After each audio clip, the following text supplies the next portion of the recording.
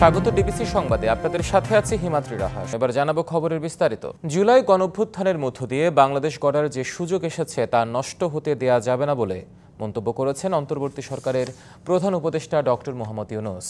রাজধানীর ওসমানী স্মৃতি মিলনায়তনে পরিবারের হাতে স্বাধীনতা পুরস্কার তুলে দিয়ে এ মন্তব্য করেন তিনি। শহীদ বীর মুক্তিযোদ্ধাদের স্মরণ করে প্রধান উপদেষ্টা বলেন, স্বাধীন বাংলাদেশে এখনও ন্যায়ভিত্তিক সমাজ প্রতিষ্ঠা করা যায়নি। এবার স্বাধীনতা পুরস্কার দেওয়া হয়েছে বিজ্ঞান ও প্রযুক্তিতে অধ্যাপক জামাল নজরুল ইসলাম, সাহিত্যে কবি আল মাহমুদ, সংস্কৃতিতে নভেরা আহমেদ, সমাজসেবায় স্যার ফজলে হাসান আবেদ, মুক্তিযুদ্ধ ও সংস্কৃতিতে আজম খান, শিক্ষা ও গবেষণায় বদরুদ্দিন মোহাম্মদ উমর এবং প্রতিবাদী তারুণ্যে আবরার ফাহাদ। এবং এখানে বদরুদ্দিন উমর ছাড়া 7 জনের 6 জন পেলেন মরণোত্তর পুরস্কার। আজকের দিনে গভীর শ্রদ্ধার সঙ্গে স্মরণ করছি স্বাধীনতা যুদ্ধে সকল বীর শহীদ ও মুক্তিযোদ্ধাদের। 1971 সালে স্বাধীনতা যুদ্ধের উদ্দেশ্য ছিল একটি ন্যায়ভিত্তিক সমাজ প্রতিষ্ঠা করা, যেখানে আইনের শাসন থাকবে, মানুষের মৌলিক মানবাধিকার নিশ্চিত হবে এবং একটা বৈষম্যহীন সমাজ প্রতিষ্ঠিত হবে। কিন্তু স্বাধীন বাংলাদেশে এখনো ন্যায়ভিত্তিক সমাজ প্রতিষ্ঠা করা যায়নি। আমি শ্রদ্ধার সঙ্গে স্মরণ করছি জুলাই গণঅভ্যুত্থানের শহীদ ও আহতদের। তাদের আত্মত্যাগের কারণে আমরা একটা নতুন বাংলাদেশ গড়ার স্বপ্ন দেখার সুযোগ পেয়েছি। এই সুযোগ আমরা কোনো ক্রমেই বৃথা হতে দেব না।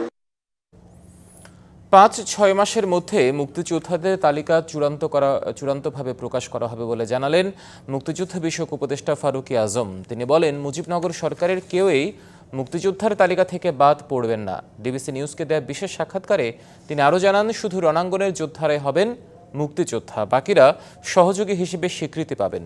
জাতীয় মুক্তিযোদ্ধা কাউন্সিল সংশোধন অধ্যাদেশ 2025-এর খসড়া শিগগিরই উপদেষ্টা পরিষদের বৈঠকে অনুমোদন হতে যাচ্ছে বলেও জানান তিনি। যারা রণাঙ্গনের মুক্তিযোদ্ধা তারা মুক্তিযোদ্ধা হিসাবেই স্বীকৃত। কেউ কূটনৈতিক সহযোগিতা করেছে, কেউ ফুটবল খেলেছে মুক্তিযুদ্ধের সময়, তারপরে কেউ স্বাধীন বাংলা বেতার কেন্দ্রে ছিল। এরা সব মুক্তিযুদ্ধের সহযোগী হিসাবে সম্মানিত হবেন। সরকার তো যুদ্ধ পরিচালনা করেছে, সরকার তো থাকবে, তারপরে সেক্টর কমান্ডাররা থাকবে, সেক্টরের সাথে যুক্ত যারা সরাসরি রণাঙ্গনে ছিল তারা থাকবে, তারা সবাই মুক্তিযোদ্ধা হবে। এই মুক্তিযোদ্ধা সংসদটা চালু করতে পারি তাহলে হয়তো এটা 5-6 মাসের ভিতরে আমরা একটা পর্যায়ে চলে যেতে পারবো।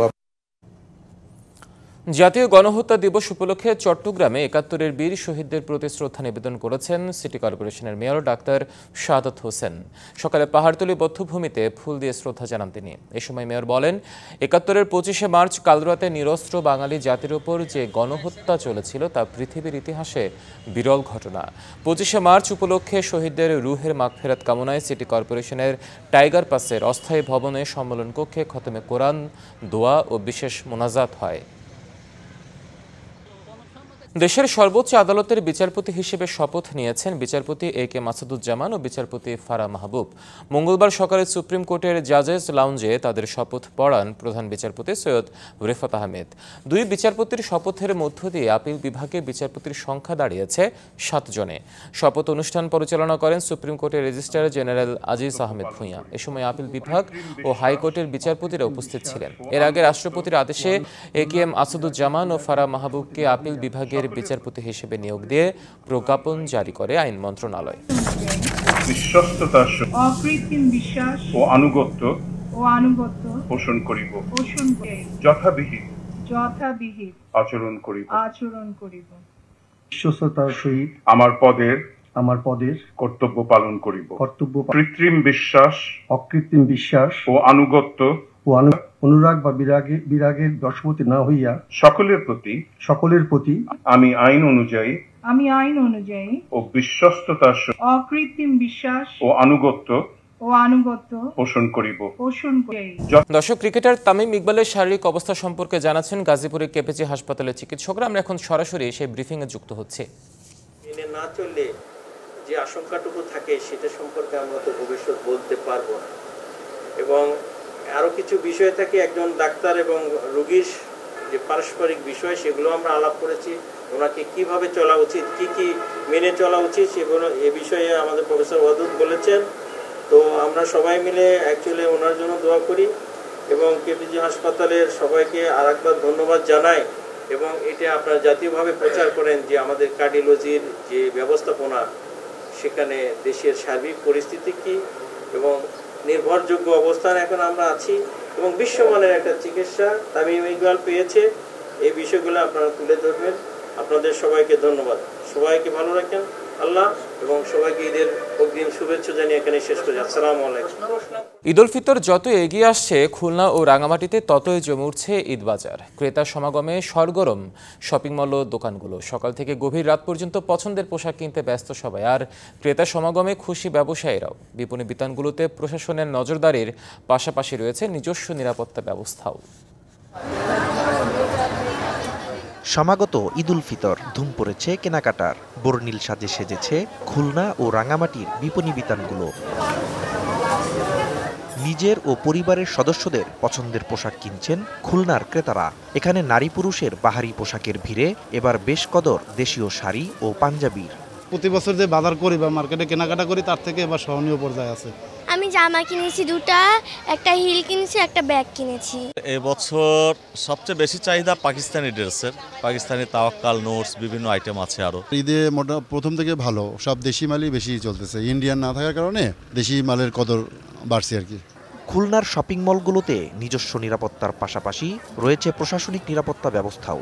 প্রশাসনের লোক আমাদেরকে বিভিন্ন সময় খোঁজ খবর রাখছেন এবং তারা ভিজিট করছেন, নিরাপত্তা দেওয়ার জন্য তারা টহল দিচ্ছে। এদিকে জমজমাট রাঙামাটির বিপণী বিতানগুলো। ক্রেতাদের পছন্দের তালিকায় রয়েছে আগানুর, সারারা, গারারা ও নাইরা সহ বিভিন্ন পাকিস্তানি পোশাক। পছন্দের পোশাক কিনতে পেরে খুশি ক্রেতারা। আর ক্রেতা সমাগমে ভালো লাভের প্রত্যাশা ব্যবসায়ীদের। দাম আমার মনে হয় আগের চেয়ে অনেকটা ভালো, আমাদের বাজেটের মধ্যেই আছে। মার্কেটের অবস্থা মোটামুটি ভালো, রিজনেবল প্রাইস আছে। পাকিস্তানের কালেকশন বেশি করে, বিভিন্ন দেশের বাচ্চাদের পোশাক আসছে, পার্টি ফ্রক সুলভ মূল্য বিক্রি করতেছে আমরা ইনশাল্লাহ। পোশাকের পাশাপাশি কসমেটিক্স ও জুতা স্যান্ডেলের দোকানগুলোতেও বাড়ছে ভিড়। জেলা শহরের মোড়ে মোড়ে ও মসজিদের পাশের অস্থায়ী টুপি আতরের দোকানগুলোতেও বেচাকেনা চোখে পড়ার মতো। Nazmus Sakib Sami, DVC news desk. ঐতিহ্যবাহী নরম খিচুড়ি, নানা পদের আখনি আর হালিমের মৌমৌ গন্ধে মুখরিত সিলেটের ইফতার বাজার। স্বাদে বৈচিত্র্য আনতে ক্রেতারাও ভিড় করছেন নগরের হোটেল রেস্তোরাঁয়। চাহিদার সাথে পাল্লা দিয়ে সুস্বাদু ইফতারির যোগান দিতে ব্যস্ত বিক্রেতারাও।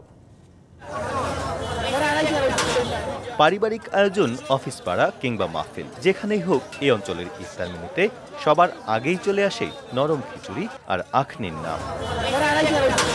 রোজা শেষে রসনায় চাই একটু ভিন্ন স্বাদ, তাই হোটেল রেস্তোরাঁয় এই বিশেষ আয়োজন। রোজার সময় বেশিরভাগ এই খিচুড়িটাই বেশি চলে, পাশাপাশি হচ্ছে আখনি বলেন, খেজুর বলেন, জিলাপি বলেন। আখনিও মনে করেন যেটা তেহারি বলা হয়, ওইটাও আমাদের মোস্ট ফেভারিট। এগুলো আমাদের সিলেটের এগুলা না খাইলে মনে করেন ইফতারিটা হয় না।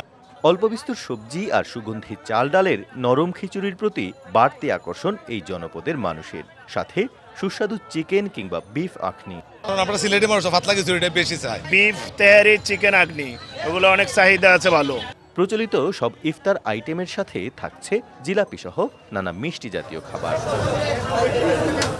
পরিচ্ছন্ন পরিবেশে স্বাস্থ্যসম্মত ইফতার সামগ্রী তৈরি করছেন বিক্রেতারা। মানুষের চাহিদা পাতলা খিচুড়ি আছে, হালিম আছে, আর বিফ তেহারি আছে, এগুলাই বেশি চলে। ফার্মের কোনো গরু ওটা দেই না, বা ইন্ডিয়ান কোনো গরু দেই না। তার জন্য আমাদের আখনিটা অনেক ফেমাস বা কোয়ালিটি অনেক ভালো।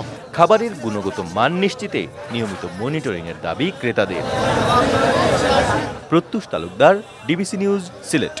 চট্টগ্রামের হালি শহরে রেলের জমিতে কবরস্থান, মসজিদ ও শতবর্ষী মাজারের জমি বেসরকারি কোম্পানির কাছে ইজারার প্রতিবাদে রেলের পূর্বাঞ্চলের সদর দপ্তর ঘেরাওয়ের ডাক দিয়েছেন বিক্ষুব্ধ কর্মকর্তা কর্মচারীরা। নগরে হালিশহর সিজিপিওয়াই গেটে মানববন্ধন থেকে ধর্মীয় স্থাপনা রক্ষার দাবিতে এই কর্মসূচি ঘোষণা করা হয়।